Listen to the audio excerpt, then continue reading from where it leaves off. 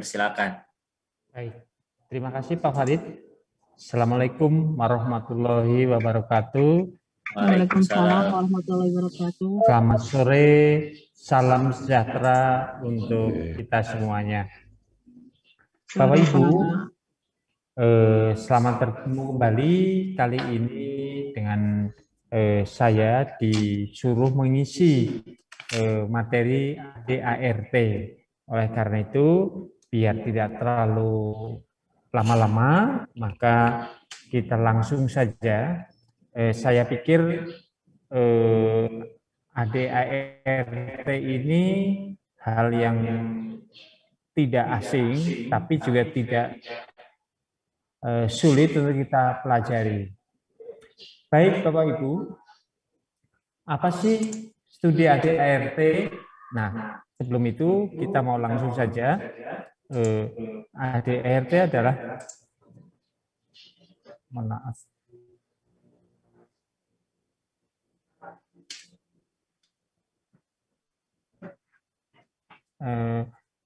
sebentar. Oke, biar jelas. Studi ADART adalah anggaran dasar anggaran rumah tangga. Ini apa sih ADART tersebut?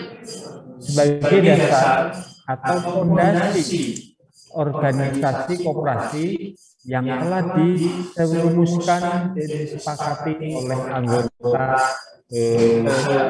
mendapatkan perpisahan secara legal oleh lembaga yang berwenang. Jadi AD ini adalah sebagai dasar atau fondasi. Apabila kita ingin bangun koperasi, kita tentukan dulu, seperti kita mau bangun rumah nih. Mau bangun rumah itu biasanya kita mesti membuat fondasi. Kira-kira bentuk rumahnya macam apa? Kira-kira fondasinya harus disesuaikan dengan keinginan bentuk rumah tersebut. Oleh karena itu, Bapak Ibu, ADART ini sangat penting. Kalau kita mau membuat koperasi, itu juga harus paham arahnya kemana. Tidak sekedar asal mau, asal bikin. Bayangkan saja, Bapak Ibu juga begitu kan. Kalau bikin rumah kan tidak mungkin punya uang, punya material, langsung kita membuatnya. Oleh karena itu, kita pasti sudah punya perencanaannya. Kira-kira bentuknya mau bentuk gudang atau potongan rumah tradisional ala Jawa, ala Sunda, ala Bali, dan ala Kalimantan, dan seterusnya. Itu sesuai dengan keinginan kita. Nah, anggaran dasar rumah tangga ini, anggaran dasar khususnya, itu juga sebagai dasar atau fondasi yang utama organisasi koperasi yang telah dirumuskan dan disepakati oleh anggota yang mendapat pengesahan secara legal oleh lembaga yang berwenang. Jadi yang buat ADART ini siapa? Bukan pemerintah, bukan pengurus, juga bukan siapa-siapa, adalah rapat anggota yang punya, yaitu anggota. Itu Bapak Ibu AD. Nah, ini apa anggaran dasar itu? Sebagai dasar pengukuhan atau pengakuan hukum atau dasar hukum pengelolaan koperasi. Sesuai dengan Undang-Undang tahun 92 nomor 25 tentang koperasi, bahwa koperasi itu kan lembaga usaha atau badan hukum. Maka untuk membuat pengakuan hukumnya harus AD yang kita miliki harus dimasukkan ke dalam ke lembaga yang berkaitan dengan wewenangnya, yaitu contohnya kalau ini adalah oleh Kementerian Hukum dan HAM. Nah, diwakili oleh notaris, maka begitu membuat koperasi, pertama-tama harus kita daftarkan ke notaris. Sehingga nanti setelah turun itu sah secara hukum. Maka sebagai dasar pengukuhan, maka yang membuat kita, yaitu pemiliknya, siapa? Anggotanya, bukan orang lain.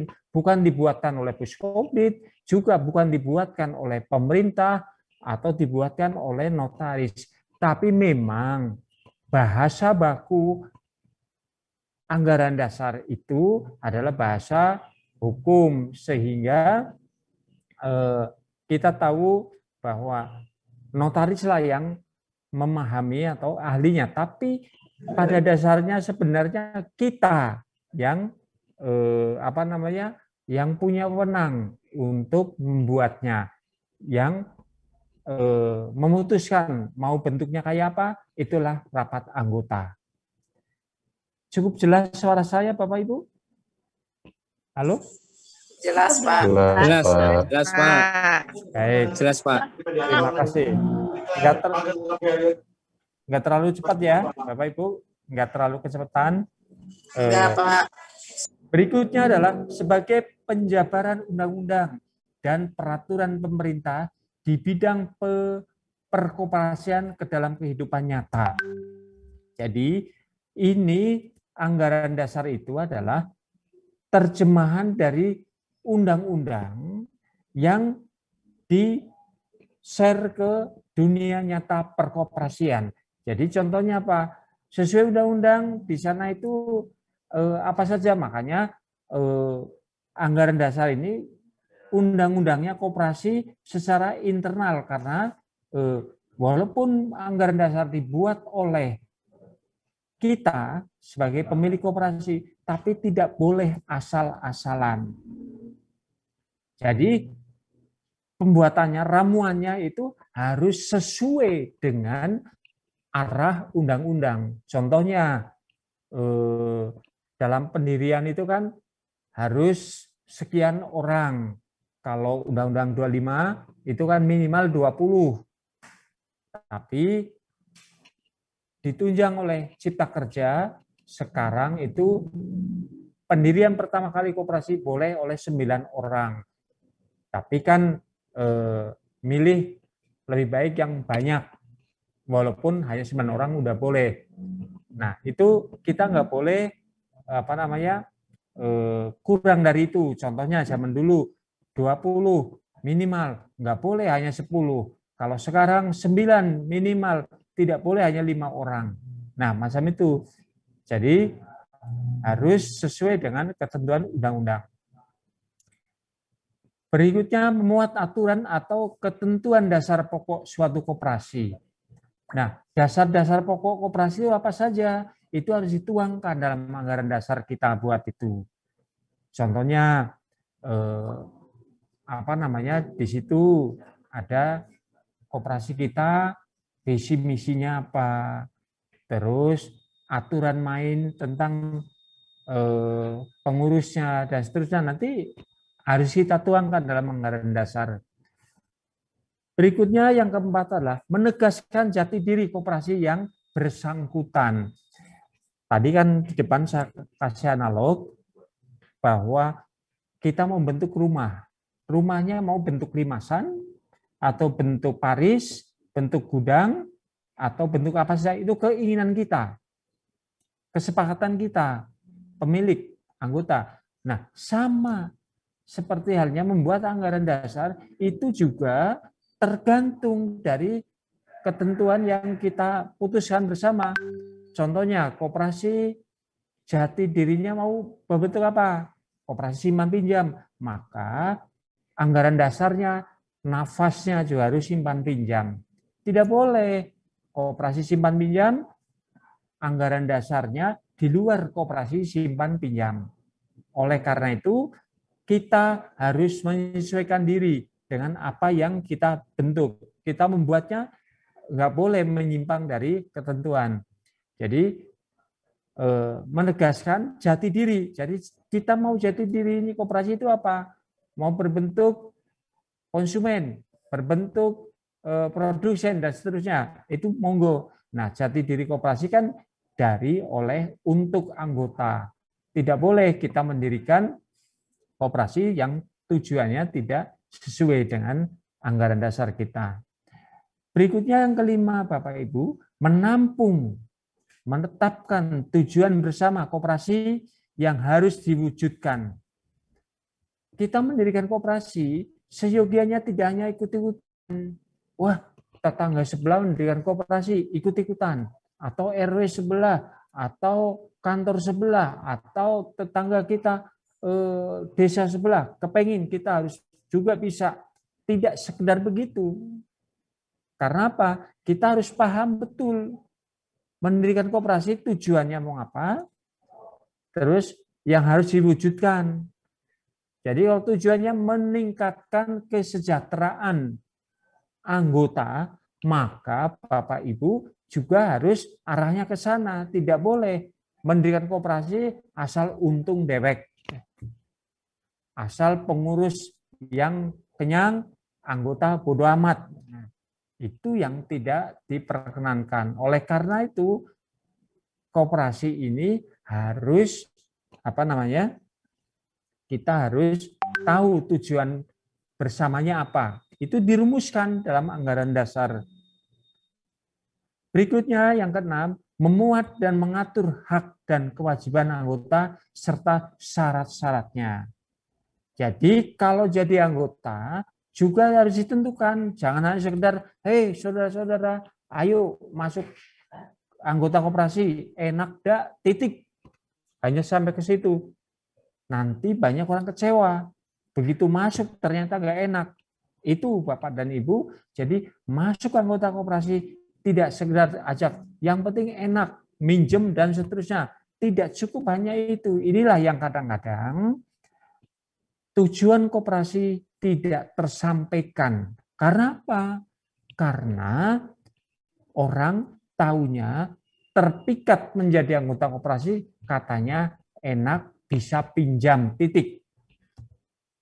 Nah ini yang menurut kami tidak boleh hanya sekedar berhenti di situ. Maka anggaran dasar ini juga sudah mengatur hak dan kewajiban anggota serta syarat-syaratnya. Kewajiban itu ABC, syaratnya ABCD dan seterusnya. Itu diterapkan dalam anggaran dasar supaya tujuan yang kita bentuk, saudara-saudara juga harus mampu mentaati dan kita jalankan. Jadi yang keenam, memuat dan mengatur hak dan kewajiban anggota serta syarat-syaratnya. Hak anggota itu apa? Syaratnya itu apa? Saya yakin saudara-saudara tahu hak anggota. Barangkali Bapak Ibu udah tahu ya, hak anggota itu apa? Minjem. Secara aklamasi sebut itu. Boleh mau pinjem. Tidak berarti dilarang, tapi seyogianya pinjamlah dengan yang bijaksana. Tidak sekedar karena punya hak minjam, maka minjam. Tapi pinjamlah dengan bijaksana. Karena dengan pinjam yang bijaksana, itu akan mempermudah jalan hidup kita. Tapi kalau pinjam, hanya sembarang meminjam, tidak menggunakan hitung-hitungan, itu yang mempersulit hidup kita. Cukup paham ya Bapak Ibu? Sampai di sini ada yang mau bertanya Bapak Ibu?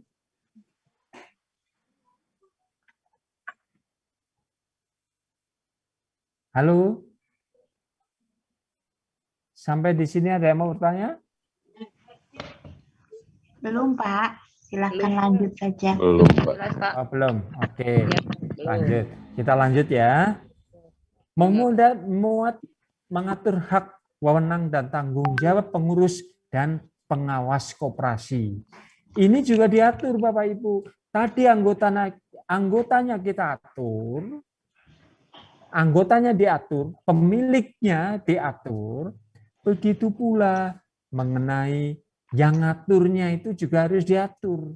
Siapa? Pengurus. Jangan sampai mentang-mentang pengurus sibuk ngurus dirinya sendiri. Bukan sibuk ngurus para anggotanya. Makanya suka ada anekdot, dalam koperasi ini yang sulit itu apa Bapak Ibu? Yang sulit dalam pengurus itu, dalam koperasi itu apa? Yang sulit itu biasanya mengurus pengurus, itu yang paling sulit. Karena merasa pengurus diatur itu susah biasanya.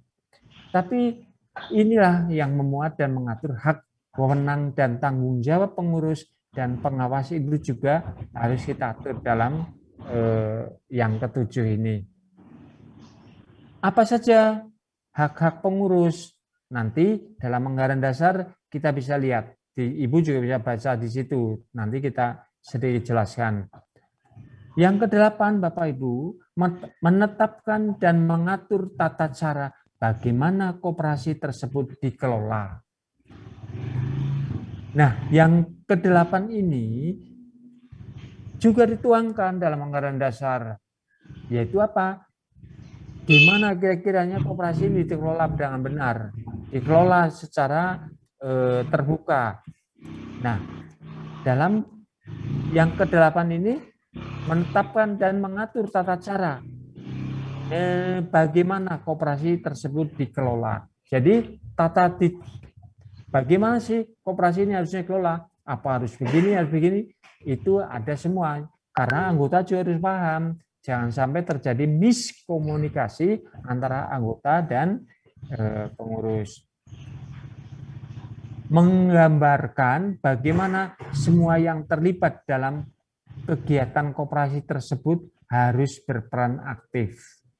Dan paling tidak anggaran dasar itu juga mewadai bagaimana tata kelola secara utuh, bagaimana digambarkan dalam ADART tersebut, dalam kegiatan koperasi tersebut harus berperan aktif para anggotanya, tidak hanya sekedar dilayani, tidak sekedar hanya saling tuduh, tapi juga tidak sekedar hanya cuek masa bodoh. Jadi semuanya itu aktif. Aktifnya itu juga harus terarah. Tidak boleh aktif semau gue. Saya ingin aktif. Wah, kamu nggak benar, kamu nggak benar. Ya harus sampai begini. Wah, nanti nggak sampai. Makanya ada anggaran dasar. Seyogianya para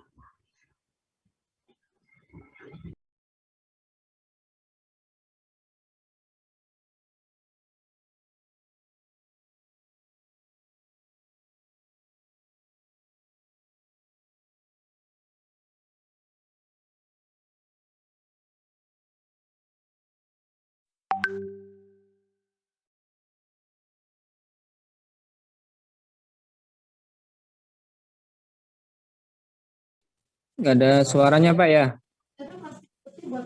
Suara hilang Pak. Nggak ada suaranya hilang. Nggak ada suaranya, Pak.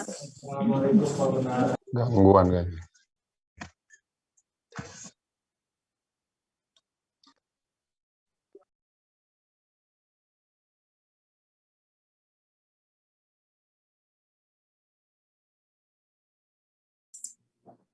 Pak Yanto suaranya. Halo? Tidak ada suaranya? Belum gabung, keputus ya. Bentar.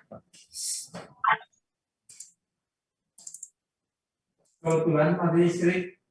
Bentar, Pak. Pak Yanto itu mic-nya dibuka, mic-nya kemati, ketutup. Mic.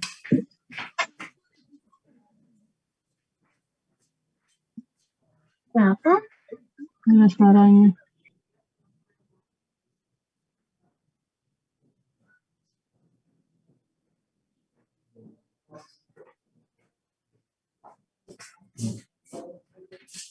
Halo? Mohon maaf, barusan terganggu mati listrik. Halo, selamat sore. Ya, sore Kita Pak. Sorry, Pak. kembali. Sore Ya. Pak, silakan lanjut Pak. Baik, mohon maaf tadi sedikit terganggu. Ada listriknya ngamuk. Jadi menggambarkan bagaimana semua yang terlibat dalam kegiatan operasi tersebut harus berperan aktif. Jadi semua stakeholder harus terlibat aktif. Jadi tidak hanya satu masa bodoh yang lain nanti tidak sesuai dengan apa yang dimaksud dalam anggaran dasar. Tujuan awal diri. Oleh karena itu Bapak Ibu,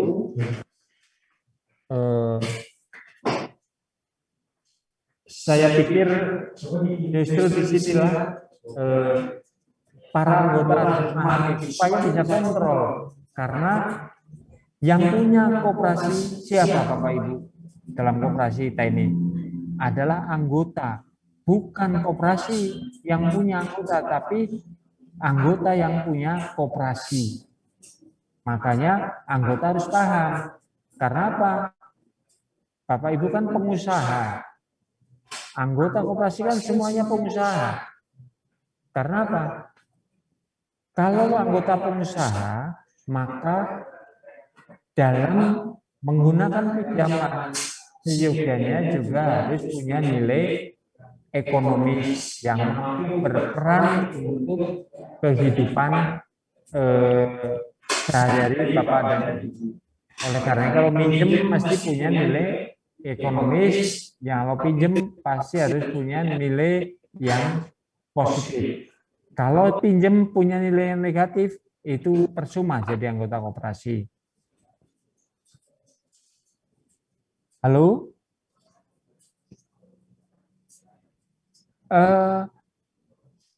Berikutnya Bapak Ibu, sekurang-kurangnya dalam anggaran dasar sesuai dengan Undang-Undang 25 nomor 25 tahun 92 pasal 8, dalam anggaran dasar itu minimal harus terdaftar nama pendiri. Jadi harus ada daftar pendirinya. Contohnya si A, si B, si C, dan di D, dan seterusnya. Siapa yang mendirikan, itulah yang ikut didaftar. Berikutnya, nama dan tempat kedudukan. Jadi, nama koperasinya apa? Siapa yang menentukan koperasi? Yang menentukan koperasi tentunya juga para anggota. Pak, kalau lebih dari 20 kira-kira gimana namanya?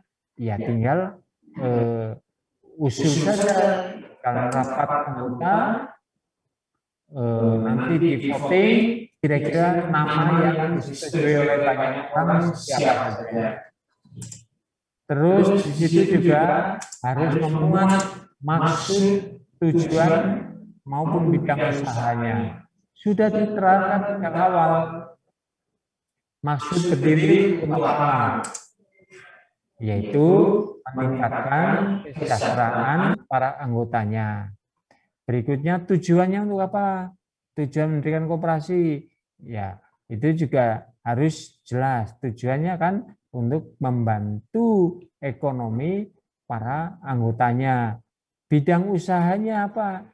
Usahanya tergantung. Kalau memang bidang usahanya mau simpan pinjam, ya hanya murni simpan pinjam saja. Kalau untuk yang lain, ya harus jenisnya juga sama seperti tujuan awalnya apa. Berikutnya harus ada juga menentukan keanggotaan. Jadi dituangkan dalam anggaran dasar kira-kira yang boleh jadi anggota siapa saja. Apakah orang Kopo, ataukah orang Bandung, ataukah orang bahkan orang Pulau Jawa aja, Jawa Barat, Jawa Tengah, Jawa Timur, dan seterusnya. Atau kalau Kalimantan ya Kalimantan, atau mana. Itu sesuai dengan tujuan masing-masing. Saya ingin semuanya aja, seluruh Indonesia. Oh ya silakan. Tapi ingat, kita juga harus sudah mempersiapkan diri kalau menerima member dari luar yang tidak terjangkau oleh kita. Ketentuan mengenai rapat.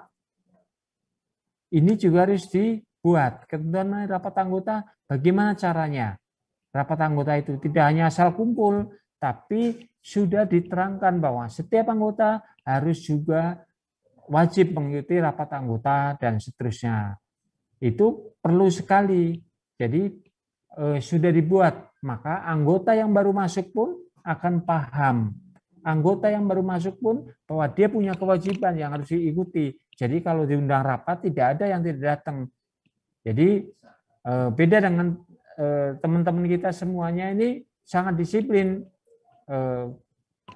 Diundang rapat selalu on time. Tidak diundang rapat jam 10 tamunya sudah nunggu, tuan rumahnya datang kemudian dan lain-lain. Karena apa? Tidak memahami adanya anggaran rumah tangga atau anggaran dasar yang dibuatnya. Ketentuan mengenai rapat. Nah, ini sangat perlu, walaupun sekedar hanya rapat anggota atau rapat-rapat yang lain, harus dibuat ketentuannya, bagaimana tata caranya, sesuai dengan permen yang ada. Rapat harus memenuhi ketentuan yang berlaku. Ketentuan mengenai permodalan. Nah, modal koperasi dari mana aja kira-kira? Bisa modal sendiri, bisa juga modal utang. Modal sendiri apa saja Bapak Ibu dalam koperasi? Bisa modal sendiri, yaitu simpanan pokok. Simpanan pokok itu simpanan yang ditarik dari anggota pada awal masuk hanya sekali selama dia masuk. Berapa besarannya? Ditentukan bersama. Besarannya katakanlah 1 juta satu orang. Oh ya itu silakan 1 juta. Nggak jadi masalah. 1 juta. Semuanya harus 1 juta. 500 juga harus sama. Nah, Bapak Ibu mungkin bingung, ngapain koperasi harus gede-gede? Ingat, kita kan punya perusahaan. Koperasi itu kan perusahaan kita. Kenapa kita punya perusahaan tidak kepengin digedean? Tidak kepengin dibesarkan. Kenapa? Kalau minjem Bapak Ibu berapa? 100, 200, atau 300 ribu? Enggak kan? Layaknya selama ini kan malah ada yang 100 juta, 200 juta, ada yang lebih. Masa mau minjem 200 juta, simpanan pokoknya cuma 100. Orang mau beli perusahaan yang begitu gede kok hanya dengan duit 100, mau minjem pengen yang gede. Duit siapa itu? Kalau begitu berarti duit kita itu adalah duit ngutang. Karena apa? Koperasi ngutang kan sih yang membebani siapa? Yang membebani adalah para anggotanya yang membiayai. Oleh karena itu kalau memang paling baik adalah modal sendiri dari, oleh, untuk. Itulah prinsip yang ada dalam koperasi. Mungkin Bapak Ibu kemarin-kemarin sudah ada kok tugas pengurus apa dan lain-lain sudah dikenalkan kemarin. Berikutnya ketentuan mengenai permodalan itu bisa juga di samping modal sendiri, pokok yang disetornya hanya sekali setiap Anda masuk, setiap anggota masuk, tapi juga ada simpanan wajib. Simpanan wajib adalah, namanya wajib harus rutin. Coba wajib kira-kira rutin dilakukan enggak? Harus rutin. Kalau tidak dijalankan itu dosa. Tapi kalau dijalankan dapat pahala atau dapat hadiah istilahnya, karena termasuk orang yang baik. Sehingga begitu Bapak Ibu rajin membayar simpanannya, otomatis pinjam juga tidak dipersulit. Itu permodalan. Dari siapa? Dari anggota. Simpanan semodal, yaitu simpanan pokok, simpanan wajib, simpanan swakarsa, yaitu modal, simpanan sukarela tapi dibikin modal, itu simpanan swakarsa. Dan simpanan khusus yang seperti di bank, boleh ditarik setiap saat atau boleh ditarik sebagaimana seperti layaknya deposito. Itu diizinkan Bapak Ibu. Itu diizinkan. Jadi tidak ada yang tidak diizinkan. Jadi nyimpen di koperasi pun sebenarnya seperti di bank. Bisa ditarik. Siapa bilang nyimpen di koperasi tidak bisa ditarik? Nah, itu zaman dulu kali. Tapi kalau sekarang anytime, kapan saja itu orang sudah boleh menarik. Berikutnya adalah ketentuan mengenai jangka waktu berdiri. Nah, mengenai jangka waktu berdiri, itu koperasi ditentukan awal. Mau kapan? Seyogianya, kalau saran kami, ketentuan berdiri tidak ada jangka waktunya. Ini untuk selamanya. Sekarang kita masih bisa menikmati. Masa anak cucu kita nggak bisa menikmati? Kalau bisa, justru anak cucu kita pun bisa menikmati apa yang diciptakan, apa yang didirikan oleh nenek moyangnya. Itu yang seharusnya kita pahami itu. Berikutnya, ketentuan mengenai pembagian sisa hasil usaha atau SHU. Ini juga ditentukan dalam anggaran dasar. Karena kalau di anggaran dasar tidak ditentukan aturan mainnya, nanti seenaknya ganti ketua, saya kepengen aturannya nggak begitu, kita rubah. Ganti pengurus, ganti aturan. Ganti bendahara, nggak begitu, pengalaman saya begini. Nanti malah pas saya. Oleh karena itu, Bapak Ibu, semuanya sudah kita tangani, sudah kita atur sejak awal. Bagaimana rumah Bapak Ibu, kalau mau membuat pertama fondasi kan kekuatan utamanya. Enggak. Walaupun Bapak Ibu mau renovasi rumah, nggak mungkin bongkar fondasi itu. Paling hanya memperbaiki, memperhalus, atau menambah interior dan seterusnya, kan begitu. Nah, koperasi juga begitu, harus disiplin dalam menjaga ketentuan anggaran dasarnya. Berikutnya ketentuan mengenai sanksi. Bapak Ibu, meskipun ini milik kita, tapi kadang-kadang ini kan demi kebersamaan, ngapain harus ada ketentuan sanksi? Memangnya kita mau ada hal-hal yang pasea dan seterusnya? Tidak begitu. Aturan sanksi ini baik dibuat, disepakati bersama pada awal. Sehingga kalau terpaksa ada anggota, pengurus, pengawas yang melanggar ketentuan, sudah ada punishment-nya, sudah ada ketentuannya.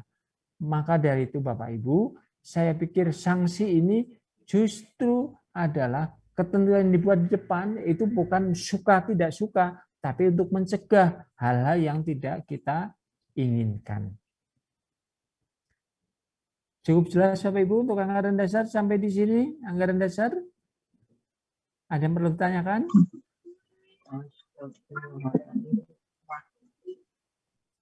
Halo?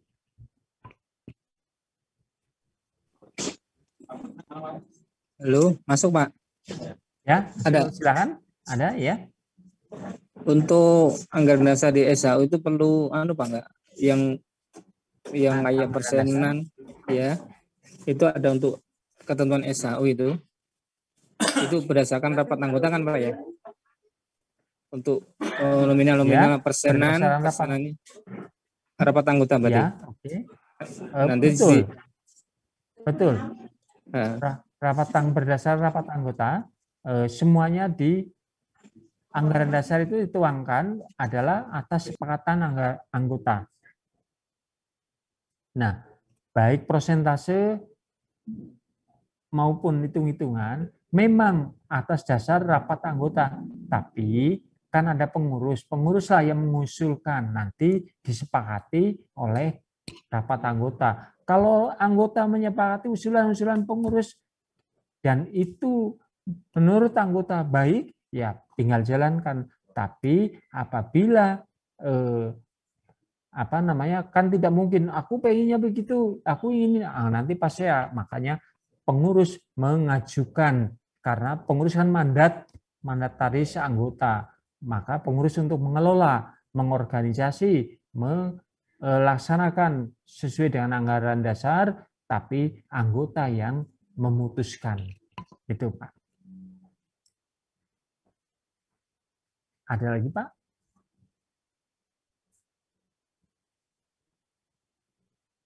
Halo?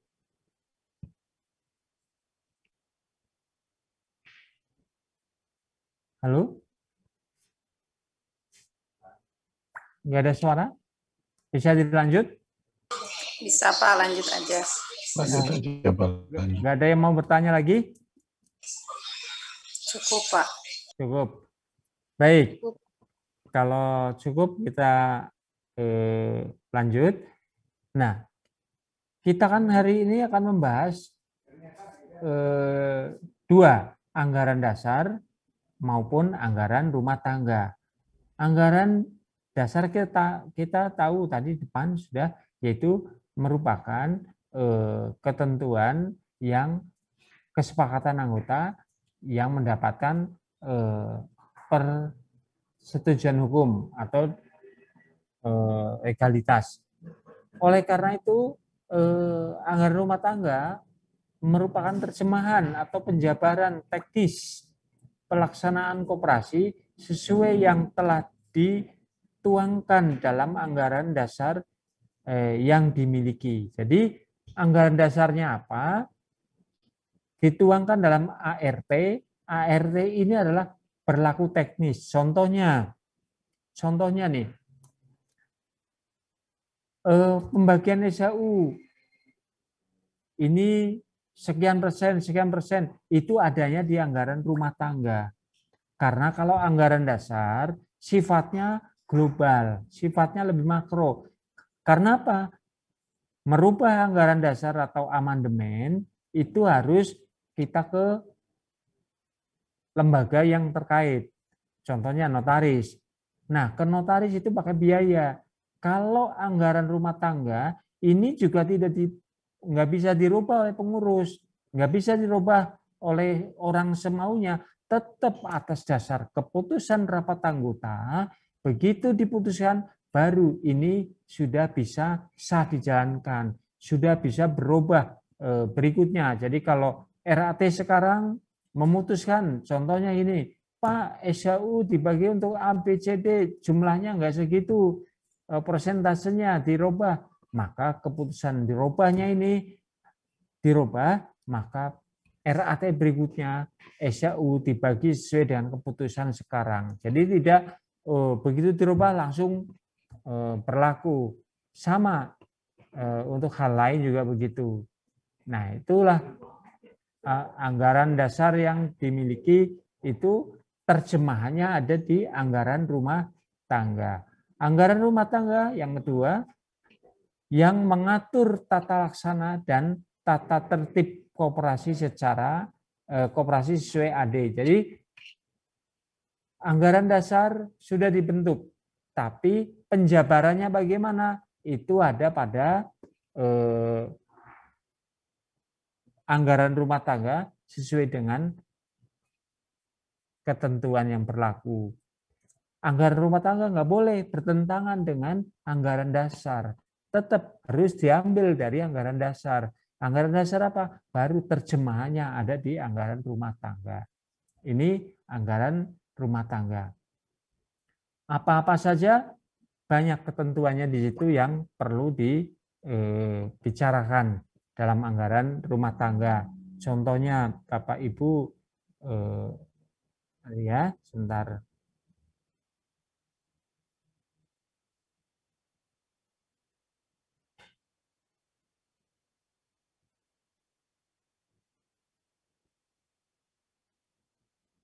Nah, ini anggaran rumah tangga. Belum kelihatan ya?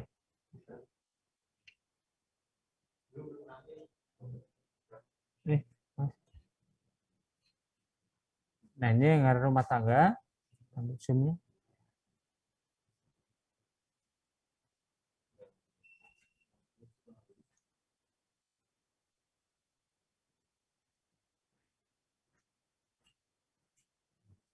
Anggaran rumah tangga. Ya. Ya.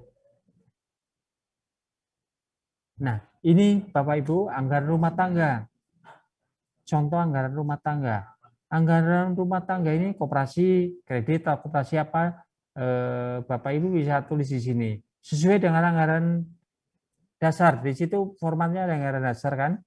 Nah, terus alamatnya di mana.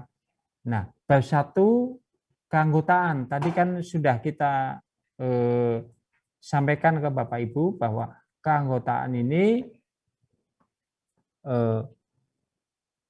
lebih detail di sini. Dalam anggaran dasar itu enggak detail, hanya secara global. Kalau di sini cukup detail. Contohnya apa namanya? Secara tertulis harus mengisi formulir. Jadi anggota itu mau masuk koperasi tidak hanya ngomong saja, tapi harus membuat surat permohonan tertulis. Karena apa? Ini penting banget, ketentuan ini perlu. Terus seorang calon anggota dinyatakan sebagai anggota dengan segala hak dan kewajibannya dengan membayar uang pangkal, umpamanya berapa rupiah, tertulis di sini. Dalam anggaran dasar tidak ada Bapak Ibu, tapi dalam anggaran rumah tangga harus kita tulis. Jadi kalau selama ini ada anggota asal masuk daftar itu, tolong ke depan dilengkapi syarat administrasi ini. Karena kalau hanya masuk-masuk saja, nanti kehilangan arsipnya itu juga tidak bagus. Nah, ini contoh-contoh dalam anggaran rumah tangga. Ini mengatur mengenai anggota masuk. Jadi seorang anggota nanti juga akan diatur hak dan kewajiban anggota itu apa di pasal 2 umpamanya. Ini hak dan kewajiban anggota apa? Haknya apa anggota? Ini di sini tertera dalam anggaran rumah tangga. Ini juga tidak boleh bertentangan dengan anggaran dasar Bapak Ibu. Jadi saya pikir setiap anggota mau masuk harus paham ini dulu. Jangan asal masuk, udah bayar pokok 3 bulan boleh pinjam. Nah, ini yang banyak masalah. Kadang-kadang banyak masalah di koperasi karena apa? Anggota ngertinya hanya pinjam, hanya menuntut haknya, sementara kewajibannya dia belum terpenuhi. Oleh karena itu, koperasi kalau ingin berjalan baik, pahami para anggotanya, bagikan anggaran rumah tangganya, anggaran dasar, anggaran rumah tangganya, bagikan pada anggota, pelajari. Kalau perlu ada diskusi-diskusi kelompok supaya mereka mencermati, sehingga anggota yang bergabung dengan koperasi betul-betul berkualitas, paham betul dengan koperasinya. Ini sangat penting.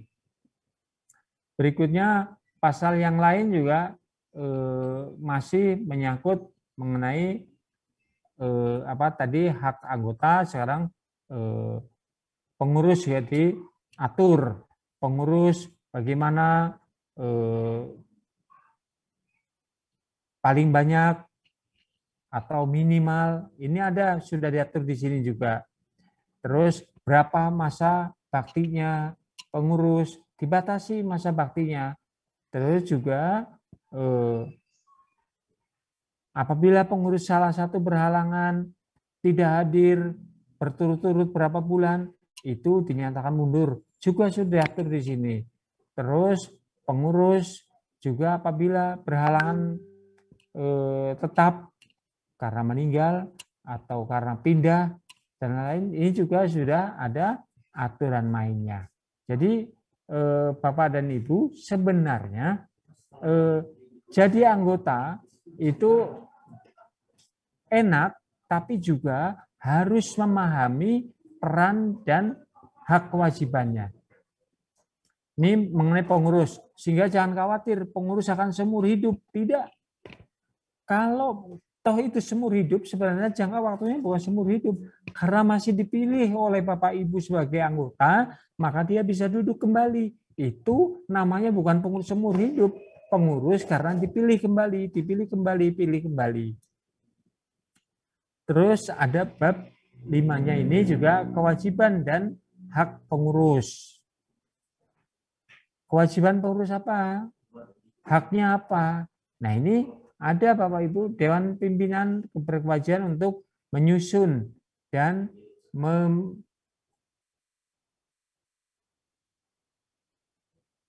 merumuskan pola-pola kebijakan. Jadi aturan-aturannya itu kewajibannya Dewan Pimpinan atau pengurus harus, kalau rapat pengurus tidak hanya bicara mengenai ngalor ngidul, minimal seperti anggota dewan berbicara mengenai visioner ke depan, mau ngapain, ada perlu dirubah enggak nih aturan kita, sudah dilaksanakan belum aturan-aturan kita, kira-kira rapat apa yang harus kita bicarakan. Nah di sini juga harus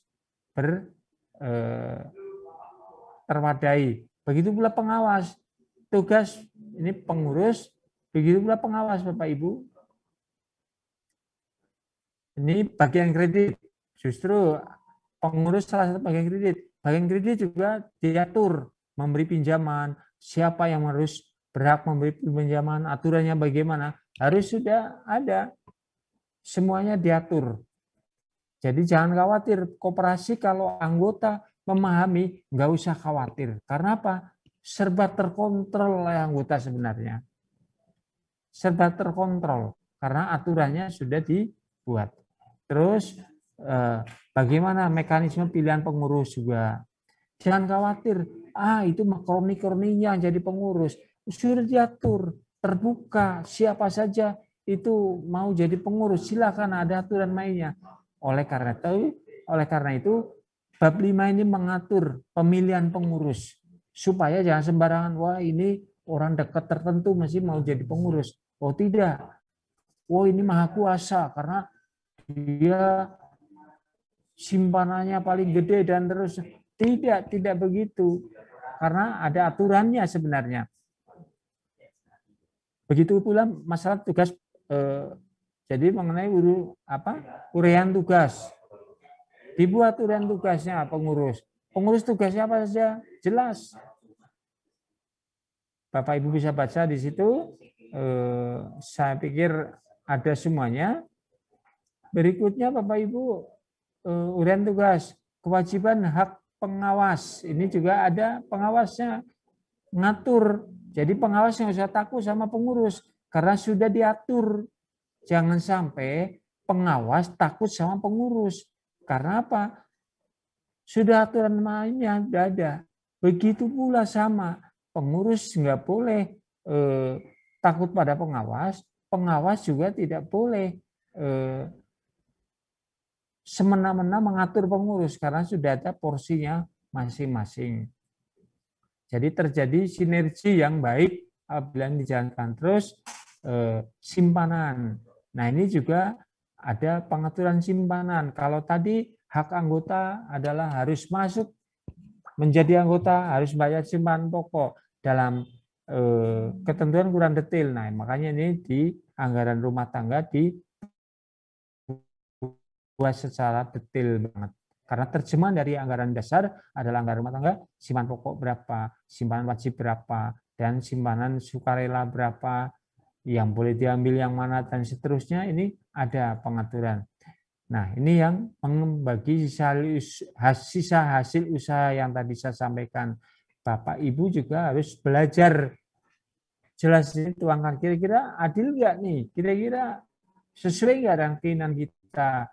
Maka pembagian dividennya apa yang dividen itu adalah balas jasa simpanan, BJP balas jasa pinjaman. Kalau orang minjem mengembalikan jasanya atau bunganya, maka dia berhak menerima balas jasa pinjaman.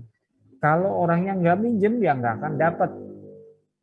Terus dividen atau balas jasa simpanan itu untuk semua anggota dapat. Yang penting yang punya tabungan. Berikutnya, perubahan terhadap anggaran rumah tangga. Ini juga tertuang. Kira-kira mau dirubah gimana? Apabila bagaimana dirubah? Nah, ini sudah dituangkan semuanya. Ini salah satu anggaran rumah tangga, formatnya sudah ada di situ. Format anggaran rumah tangga ini adalah contoh, Bapak Ibu. Contoh. Jadi tidak baku. Tidak baku. Ini persis seperti ini, tidak. Ini contoh. Kalau memang koperasi Bapak berbeda, silakan sesuai dengan kearifan lokal Bapak Ibu. Apa maunya? Tapi yang penting tidak melanggar dengan anggaran dasar kita. Ingat, anggaran dasar tidak boleh melanggar dari ketentuan undang-undang. Semuanya sudah ada wadahnya. Walaupun bisa dirubah, tapi juga harus proporsional. Baik Bapak Ibu, sebelum kita lanjutkan, siapa tahu ada komentar mengenai apa yang sudah kami sampaikan. Silakan supaya mumpung belum lupa apa yang kita sampaikan, siapa tahu Bapak Ibu ada yang belum jelas, nanti kita bisa sharing, kita diskusi. Oh ya, oke, di kolom chat. Oh, di sini nggak bisa lihat ya, kalau Nggak bisa lihat. lagi nge-share sih.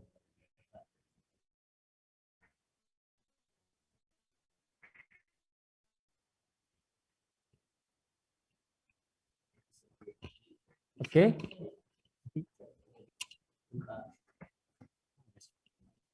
Kolom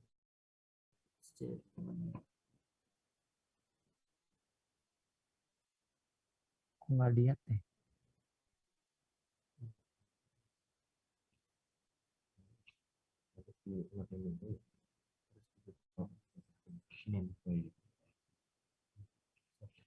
Nggak baca Nggak baca ya? nggak baca Sampai nggak baca, bacain dong.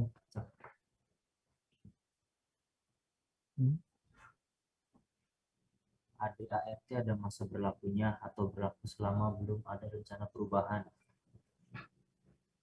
Oh iya, untuk pertanyaan yang chat lewat pertama yang ADART ada masa berlakunya atau berlaku sebelum ada perubahan, itu dari jawab sendiri sebenarnya. Kan ADART ini berlaku selama masih disepakati. Maka begitu mau ada perubahan, maka ADART ini tidak berlaku, berubah lagi. Oleh karena itu, apabila Bapak Ibu mau merubah ini, amandemen namanya, maka harus melalui rapat anggota. Setelah diketuk oleh rapat anggota, ada persetujuan bahwa anggaran dasar dirubah, pasal-pasal mana, ketentuan mana dirubah, itu baru kita jalankan. Kalau sudah ada keluar dari notaris, ini sudah dirubah, baru kita aplikasikan. Jadi walaupun dirubah tidak bisa serta-merta sekarang usul, saya mau rubah itu, besok langsung dirubah. Oh, nggak bisa begitu. Begitu kita bawa ke rapat anggota, sepakati, begitu sudah sepakati belum bisa dilakukan. Karena apa? Ini harus kita bawa ke notaris untuk diperbaiki sesuai dengan perubahan yang telah ditentukan. Jadi begitu untuk jawaban yang pertanyaan pertama. Berikutnya adalah pertanyaan yang kedua. Kalau mohon maaf enggak, Wah. Kalau diilustrasikan anggaran dasar itu undang-undang dasar, sedangkan anggaran rumah tangga ART undang-undangnya begitu ya Pak. Undang-undang kalau diilustrasikan anggaran dasar atau ada itu undang-undang dasar beda. Kalau undang-undang dasar berbeda. Kalau ini undang-undang koperasi itu kan nomor 25 tahun 92 dan itu ada perubahan yang terbaru sebenarnya. Perubahan terbaru itu kan Undang-Undang 17 tahun 2012, tapi kan dianulir. Karena apa? Karena tidak sesuai dengan roh koperasi, maka MA menganulirnya. Sehingga kembali lagi ke Undang-Undang Koperasi nomor 25 tahun 92. Nah, kalau anggaran dasar itu ketentuan atau bukan undang-undang, ketentuan yang mengacu ke undang-undang, ketentuan koperasi kita bisa beda-beda. Koperasi yang di kita, di Kopo, koperasi yang ada di Bandung, ada yang di kabupaten, tergantung kesepakatan anggotanya. Kalau anggaran dasar itu menyesuaikan keputusan rapat anggotanya. Jadi itu barangkali jawaban-jawaban yang bisa saya sampaikan melalui chat tadi. Terus yang ketiga,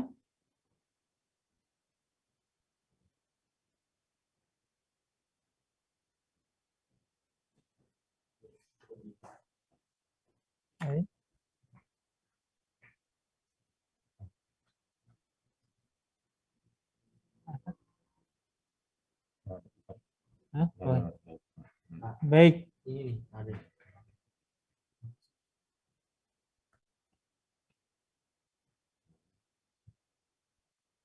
Ada.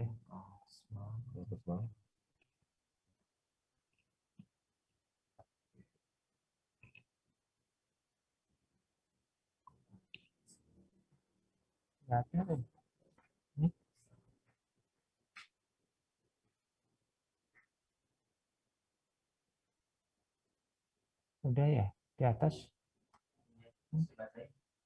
Ya, sokoin. Apakah penyusunan ADART harus ada melibatkan konsultan atau pembimbing koperasi? Ada pertanyaan, apakah penyusun ADART itu harus ada konsultan atau pembimbing koperasi? Kalau memang bisa sendiri, silahkan. Tapi seyogianya kalau mau berdiri atau mau minta bimbingan, itu boleh. Itu lebih baik. Karena apa? ADART walaupun produk Anda, tapi kan belum tentu kita itu menguasai bahasa hukum. Oleh karena itu, kenapa ADART selalu AD itu disahkan oleh notaris? Karena memang yang paham, yang ahli bahasa hukum adalah notaris. Tapi isinya adalah kita yang menentukan rapat anggota. Jadi gitu Bapak pertanyaannya. Berikutnya. Ini menyambung pertanyaan Pak Nugroho tentang ADART sebelum selesai masa berlaku. Kalau ada masa berlakunya, sebelum selesai masa berlakunya, kalau ada masa berlakunya, faktor-faktor apa atau hal apa saja yang bisa dijadikan pertimbangan? Pertanyaan menyambung Pak Nugroho, ADART itu kan ada masa berlaku. Terus ditanyakan faktor-faktor apa saja kalau AD itu sudah tidak berlaku. Maksudnya itu? Maaf Pak, mungkin Ya, saya perjelas. Itu ya. pertanyaan saya. Jadi Oh gini ya. Pak, misalnya ADART itu belum habis nih Ya. masa berlakunya, masih berlaku, tetapi Ya. akan ada perubahan. Nah, faktor atau hal apa saja yang bisa dijadikan pertimbangan untuk perubahannya itu? Seperti itu Pak pertanyaannya. Terima kasih. Baik. Kalau faktor yang bisa diperubah, satu, karena keputusan rapat anggota. Itu mutlak. Keputusan rapat anggota ingin, contohnya gini, ada ART, ada AD, kebetulan rapat anggota sudah nggak setuju dengan AD yang sudah ada, nggak adaptif. Contohnya gini, pengurus, masa bakti pengurus hanya 1 tahun. Wah, ini terlalu cepat. Umpamanya masa bakti pengurus adalah 5 tahun atau 3 tahun. Karena itu baru 2 tahun, maka karena masa berlakunya hanya 2 tahun, maka dirubah kesepakatan dulu, baru setelah sepakat dirubah berlakunya tahun berikutnya. Itu faktor perubahan. Jadi kalau anggaran dasar belum ada kesepakatan anggota dan itu masih berjalan, tetap berjalan kecuali berlawanan dengan undang-undang. Contohnya berlawanan dengan norma yang berlaku. Contohnya gini, anggaran dasar kita kan harus berdasarkan Pancasila, asas kekeluargaan, asasnya kekeluargaan. Kita kebetulan menyimpang dari itu, maka tidak menunggu kesepakatan anggota disampaikan, maka kita harus rubah karena menyalahi undang-undang. Selama tidak menyalahi undang-undang, kalau ingin merubah tetap harus rapat anggota. Itu non. Terima kasih Pak. Ya, kembali. Ada lagi? Halo Pak. Ya, silakan. Untuk manajer Pak, manajer koperasi itu Ya. kan masuk teknis Pak ya. Apakah itu dimasukkan Teknis. ke ADART tidak? Kalau dimasukkan, kayak yang kami tanyakan kan itu ada masanya enggak? Perlu diberlaku masa jabatan manajer tersebut. Terima kasih Pak. Ya, jelas. Itu harus dituangkan dalam peraturan ART, di ART, terus ada peraturan khusus. Begini Pak, kalau manajer ada jangka waktunya. Jangka waktunya tergantung. Ukurannya biasanya manajer itu profesional. Selama manajernya masih profesional, kenapa enggak? Kedua, selama dia bekerja baik, selama dia kerja sesuai dengan ketentuan, kenapa harus diganti? Kalau memang sudah tidak baik, tidak produktif, tidak jujur, dan lain, ya bisa dirubah. Itu Pak. Bisa diganti. Kalau manajer itu adalah keputusan pengurus. Tapi memang ada kesepakatan anggota, contohnya dalam rapat, tolong dong koperasi kita harus punya manajer. Maka pengurus yang nyari manajer. Yang memberhentikan itu adalah pengurus, bukan anggota. Memberhentikan manajer adalah pengurus. Tapi atas persetujuan waktu rapat bahwa koperasi butuh manajer. Itu. Cukup Pak? Cukup Pak, makasih Pak. Cukup. Ya, kembali. Siapa masih mau bertanya lagi? Silahkan.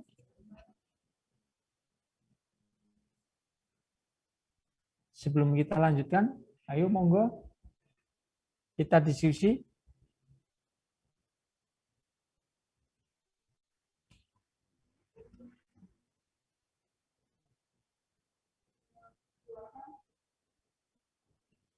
Masih ada? Masih ada, Bapak Ibu? Saya nggak bawa kacamata jadi terganggu. Mana itu tulisan-tulisan? Oke. Lanjut saja, Pak. Lanjut ya. Baik.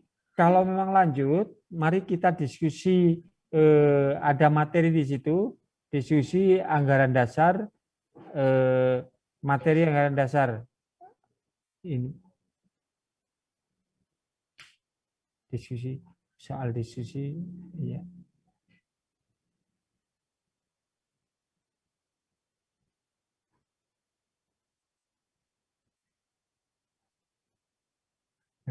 Soalnya apa ini? Ini? Iya. Oke. Ini Bapak dan Ibu yang perlu kita diskusikan. Ada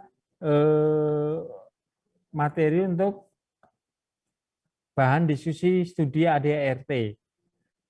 Jawabannya ini sebenarnya sudah ada dalam modul yang kami bagikan. Contohnya, Saudara Abu Bakar adalah seorang guru sekolah dasar yang berpenghasilan sebesar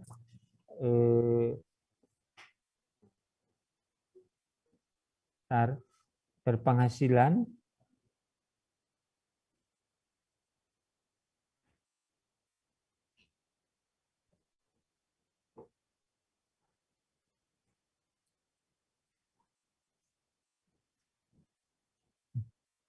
geser ke sini 2.375.000. Nah, sebulan itu penghasilan. Ia menginginkan menjadi anggota koperasi Sukamaju. Ia dikenal sebagai orang yang rajin bekerja serta mempunyai hasrat untuk bekerja kerjasama dengan kawan-kawan di lingkungan Kooperatif Sukamaju. Nah, pertanyaannya, petunjuk-petunjuk apa saja yang harus diberikan kepada yang diberikan ketua pengurus kepada saudara Abu Bakar sebelum ia diberi keputusan diterima atau tidak menjadi anggota Kooperatif Sukamaju. Itu pertanyaannya. Nah, kira-kira ini tolong dijawab oleh Bapak Ibu. Kira-kira dari anggaran dasar tadi, apa saja yang kan dalam anggaran rumah tangga tadi ada syarat-syarat menjadi anggota, anggaran dasar juga ada. Kira-kira apa Bapak Ibu yang jawaban untuk pertanyaan Pak Abu Bakar? Berikutnya yang kedua adalah Saudara Budiman, anggota Kooperatif Sukamaju sudah memiliki 2.750.000 unit saham atau unit simpanan. Seluruh saham atau simpanan modal Kooperatif Sukamaju semuanya sudah mencapai 55 juta.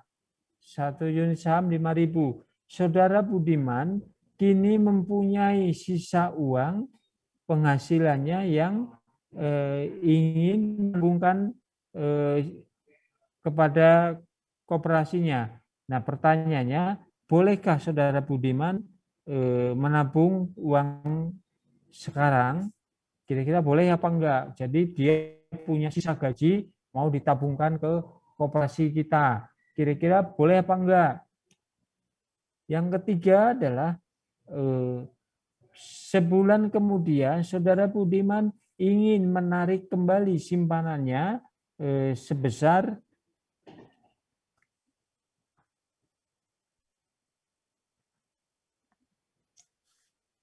menarik simpanannya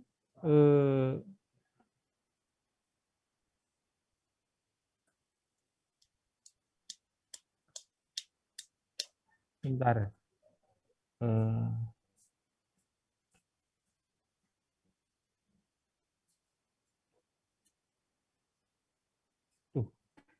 Aja. Menarik simpanannya sebesar 6.000 sekian atau 1.240.000 unit saham dari Kooperatifnya. Nah, karena istrinya mendadak sakit, kira-kira pertanyaannya adalah apakah tindakan saudara Budiman ini tepat? Alasannya, terus yang kedua, saran apa yang dapat Anda berikan kepada mereka? Nah, kira-kira mengapa menyarankan itu? Nah, dari tiga pertanyaan ini, tolong dijawab oleh Bapak Ibu dalam diskusi ini. Kira-kira nangkep nggak dari materi yang kami share itu?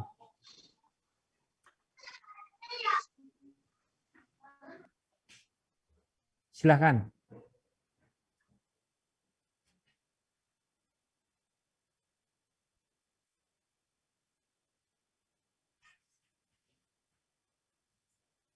Halo? Ada nggak Bapak yang itu yang ingin mencoba menanggapi dari pertanyaan ini?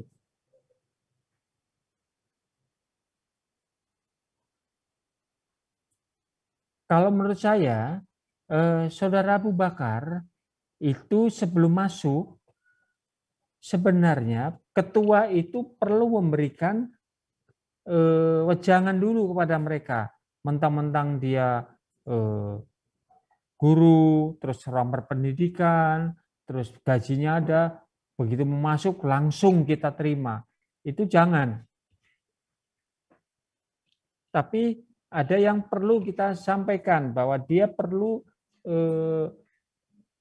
pengurus itu perlu menyampaikan apa? Yaitu satu, terangkan Abu Bakar, kira-kira dia ada di wilayah koperasi itu apa enggak? Kalau berada di wilayah koperasi itu oke lah, kita bisa terima.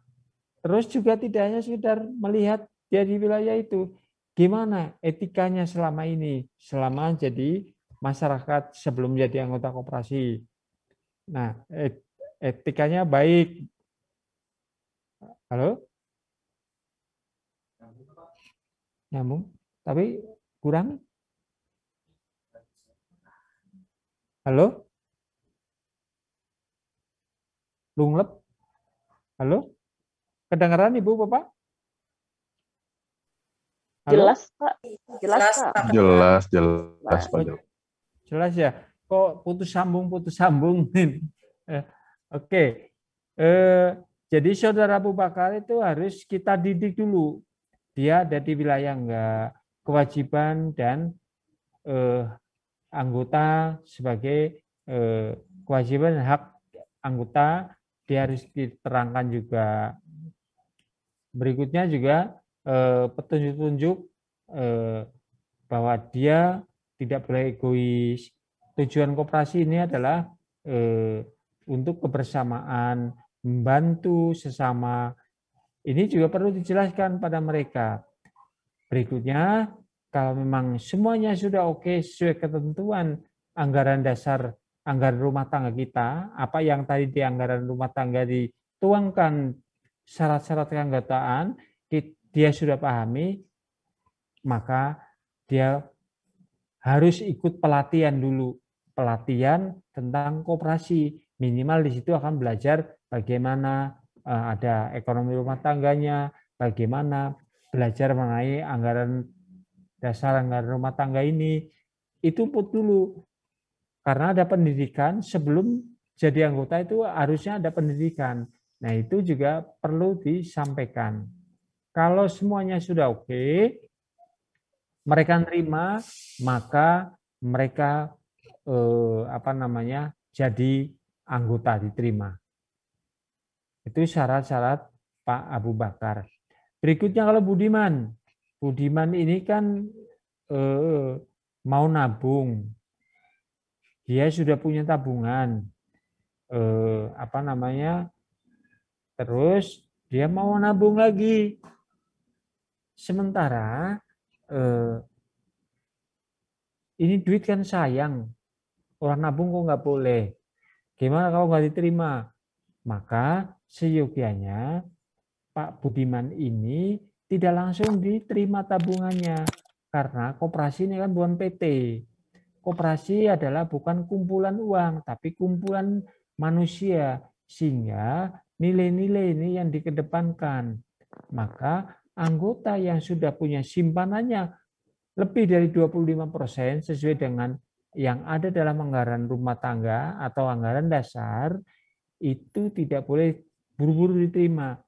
Dia bisa diterima kalau koperasi mampu memotivasi anggota yang lain. Contohnya gini, di kita itu anggota 100. Satu orang simpanannya sudah 25%. Kalau mau nambah lagi nanti melebihi dari 25%. Maka caranya yang nabung tidak hanya satu orang. Kalau bisa 5-10 orang nabung lagi, itu malah boleh. Karena apa? Tabungannya saudara Budiman itu tidak melebihi dari 25%. Karena kalau sampai melebihi 25%, ingat, kita bukan PT. PT kan kumpulan modal, kumpulan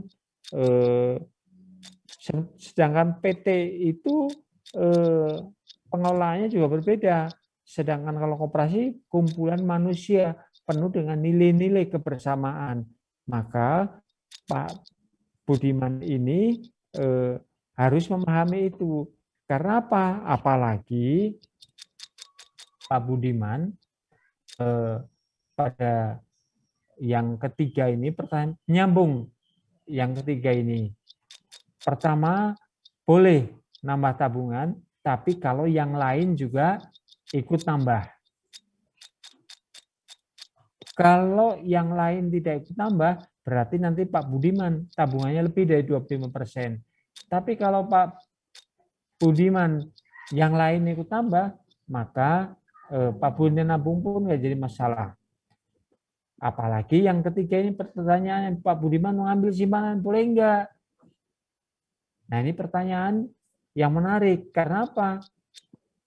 Haknya Pak Budiman memang, tapi kalau dia mendadak mau menarik, kalau tabungannya sampai lebih dari 25%, maka modalnya adalah miliknya Pak Budiman semua. Nanti ada rasa jumawa Pak Budiman. Ini koperasi milik saya. Kalau tanpa saya nggak bisa apa-apa koperasi. Itu jelek. Kalau koperasi memiliki anggota yang pola pikirnya egois begitu. Oleh karena itu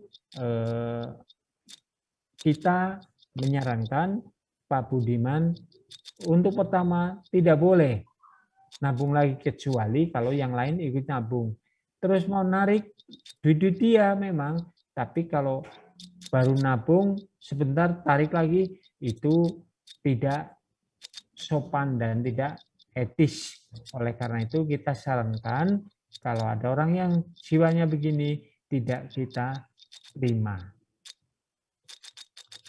Barangkali itu pertanyaan yang diskusi pertama. Nah, ada yang mau menanggapi Bapak Ibu?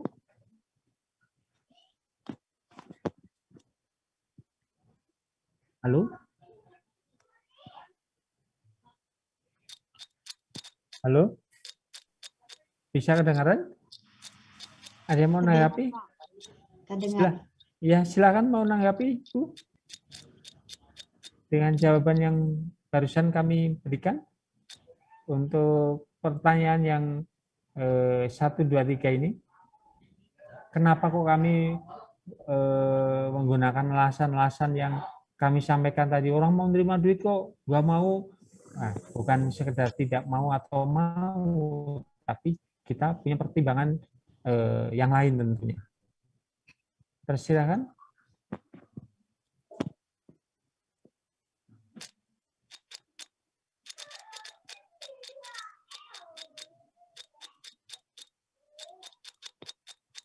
Bisa dilanjut?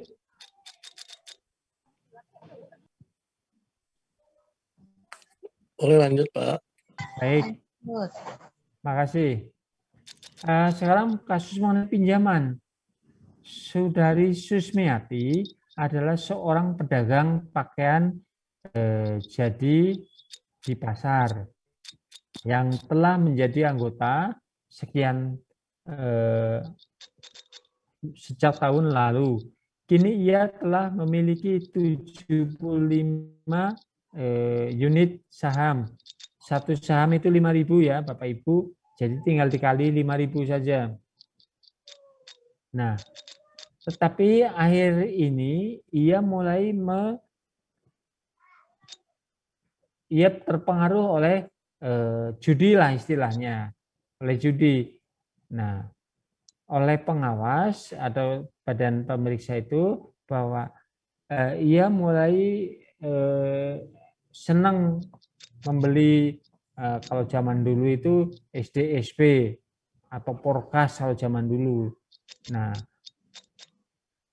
maka dia menghadap bagian kredit. Dia mau mengajukan pinjaman sebesar 1.125.000. Jadi 1.125.000 kan. Nah, tujuan pinjamannya untuk membayar uang sekolah anaknya. Nah, kira-kira Sumiati ini seorang janda berumur 35 tahun. Nah, kira-kira pertanyaannya, apakah permohonan saudari Sumiati ini dapat dikabulkan? Apakah yang harus diperhatikan oleh bagian kredit? Jadi kalau Bapak Ibu sebagai bagian kredit, pertimbangannya itu apa? Singkatnya begitu. Terus Ibu Danu Saputra baru menerima menjadi anggota koperasi. Jadi baru sebulan. Dia mempunyai simpanan 165 unit saham kali 5.000 tentunya, dan ingin meminjam sebesar 1 juta untuk perawatan rumah sakit anaknya. Ibu Danu Saputra adalah seorang janda yang bekerja di sebuah perusahaan ekspor impor swasta. Nah, sebagai seorang sekretaris di kantor tersebut mendapat gaji 1.725.000 per bulan. Ia telah mempunyai anak 2. Nah, Ibu Danu ini ceritanya datang ke koperasi ingin meminjam. Nah, dapatkah permohonan Ibu Danu ini dikabulkan? Mengapa? Nah, ini pertanyaan yang ketiga juga sama. Saudara Endang, anggota koperasi telah memiliki 2.400 unit kali 5.000 tentunya. Ia adalah seorang pegawai pengawas. Jadi pengawasnya mau minjem Bapak Ibu. Nah, kini dia datang kira-kira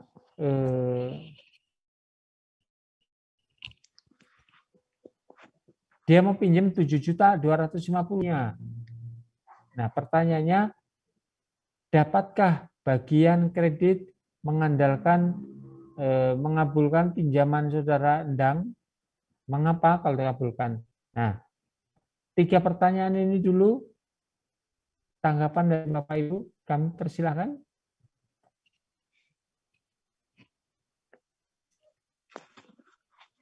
Silakan.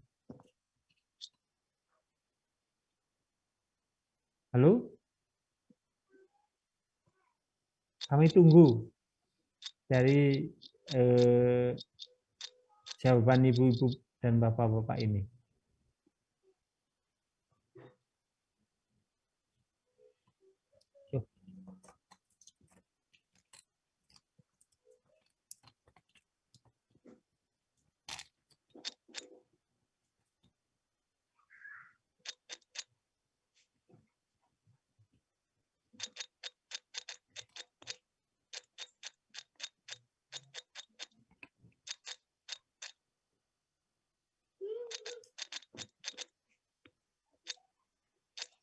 Halo, sudah ada gambaran, Ibu Bapak?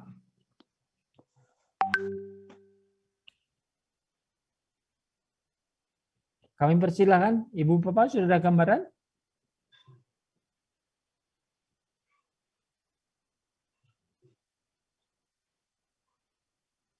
Ini memang ada kasus-kasus yang pada beberapa tahun yang lalu ini sering terjadi. Nah, ini gimana menurut Bapak Ibu dari pertanyaan-pertanyaan ini? Kami tentunya ingin memberikan gambaran kehidupan realita yang terjadi pada saat itu.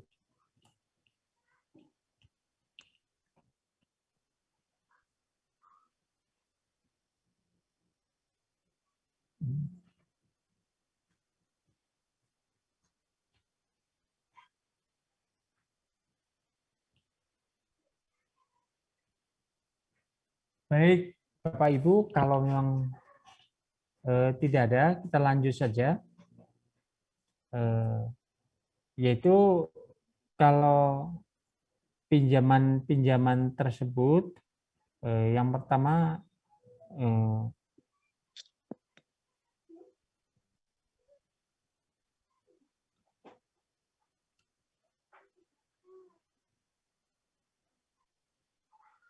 jadi saya pikir Saudari Sumiati ini kan mau pinjam. Nah, dia senang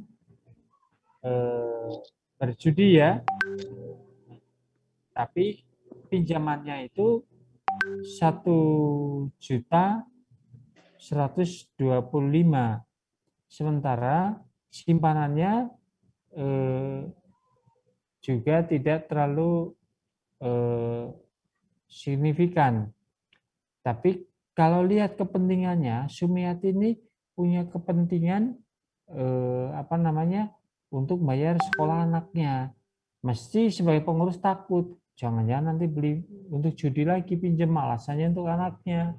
Maka dari itu sebenarnya kalau dari segi tujuannya ini baik, tapi dilihat dari akhlak kelakuannya Bu Sumiati ini menakutkan. Oleh karena itu, sebelum dikabulkan harus disampaikan dulu, Bu Sumiati ini harus berhenti niat membeli kayak gitu. Karena perilaku Bu Sumiati inilah sehingga pengurus agak ragu. Jangan-jangan tidak untuk bayar sekolah anaknya, tapi untuk beli judi itu. Nah, ini juga salah satu masukan-masukan yang perlu disampaikan oleh pengurus bagian kredit kepada Ibu Sumiati. Kalau memang mereka mau dibayar, mau dikasih kredit itu, mungkin tidak langsung artinya diberikan kepada Bu Sumiati. Kalau memang pengurus dari simpanannya aman, dari kepentingannya ini juga cukup urgen untuk kepentingan sekolah anaknya, sebenarnya bisa dilakukan oleh pengurus, tapi dengan pertimbangan setelah ibunya dipejang, dididik, tadi diberinya bukan karena jandanya, diberinya tapi karena memang kebutuhan anaknya. Oleh karena itu ibunya janji akan membayar, tapi duitnya tidak diberikan. Pengurus sekolahnya kalau itu memang betul-betul untuk bayar uang sekolah. Selamat dari godaan, tapi juga pengurus bisa membantu anggotanya. Nah, itu juga salah satu solusi yang bisa kita ambil. Nah, begitu kasus yang kedua, itu untuk Danusa Putra, baru diterima jadi anggota. Kalau dilihat dari ini, nggak layak dia terima. Karena apa? Ketentuan biasanya kan setelah 3 bulan, setelah ini, meskipun tabungannya 165 unit kali 5.000, hanya pinjam 1 juta, saya pikir bukan sekedar hanya pinjam 1 jutanya, tapi kita nanti melanggar aturan. kan orangnya baru masuk sebulan yang lalu, sedangkan kita mau melaksanakan ini akan bertentangan dengan anggaran rumah tangga, anggaran dasar yang kita miliki. Oleh karena itu, meskipun dia mampu dan dia punya duit, seyogianya tidak dikabulkan. Karena apa?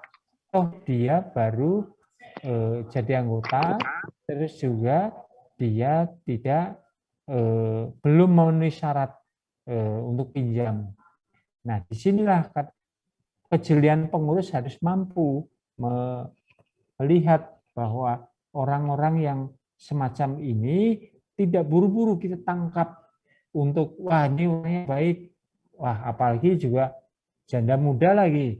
Nah, kita kasih kredit aman lah, nanti saya yang tanggung jawab. Nah ini udah melanggar ketentuan semacam itu. Ini tidak boleh. Karena apa? Kan baru masuk, kan ketentuannya harus sekian.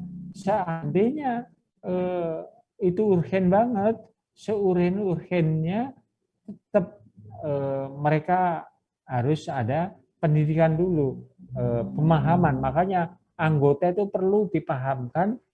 Jadi anggota koperasi tidak hanya ikut-ikutan. Berikutnya untuk Pak Endang. Pak Endang ini juga pengawas lagi. Pengawas kini membutuhkan pinjaman 7 juta, sementara simpanannya itu 2.400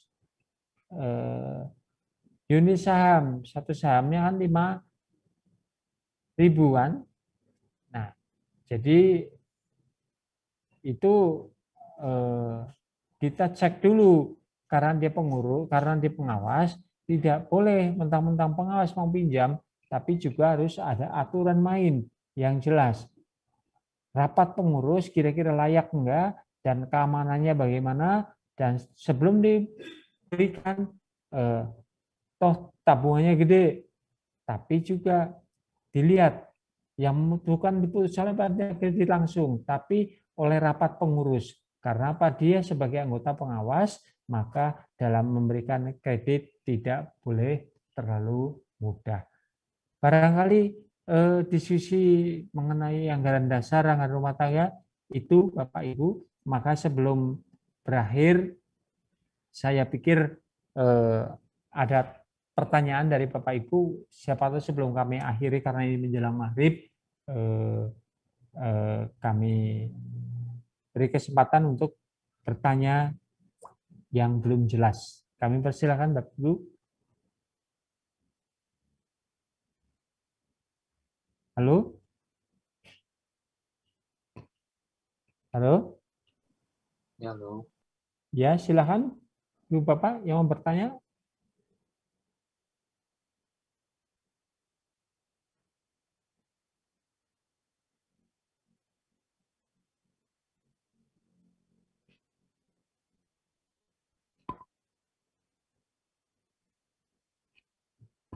Nggak ada yang bertanya Pak tadi?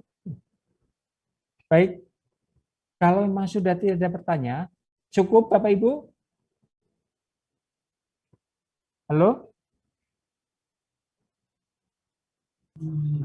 Cukup Pak, terima Cukup? kasih. Baik, kalau memang sudah cukup, sekali lagi saya mohon maaf apabila ada tutur kata yang kurang berkenan, yang kurang pas, kami mohon maaf. Maka saya akhiri sampai di sini. Assalamualaikum warahmatullahi wabarakatuh. Selamat sore, selamat istirahat. Waalaikumsalam warahmatullahi wabarakatuh. Terima kasih Pak. Waalaikumsalam warahmatullahi Terima wabarakatuh. kasih Pak Rianto. Terima kasih Pak. Ya, Bangga. Waalaikumsalam warahmatullahi wabarakatuh. Baik, Bapak Ibu sekalian, untuk yang sesi sebelum maghrib ini kita sudah selesai. Paling istirahat terlebih dahulu, masih panjang, masih ada waktu ya, lumayan buat istirahat. Nanti kita masuk lagi jam 6:30 ya Bapak Ibu. Karena nanti setelah istirahat, habis maghrib kita bahas mengenai akuntansi mengenai angka-angka, setidaknya Bapak Ibu sekalian harus lebih fokus. Jadi mangga dimanfaatkan untuk istirahat. Tadi untuk materi juga saya sudah share linknya. Karena nanti misalkan ada praktek, saya semua udah masuk di link yang sudah saya share di kolom chat. Nanti Bapak Ibu sekalian tinggal download dari link yang sudah saya share di kolom chat itu. Karena nanti di dalam itu ada salah satu Excel itu buat praktek akuntansi. Bisa dipahami ya Bapak Ibu sekalian? Ya. Oke, ya itu saja dari saya.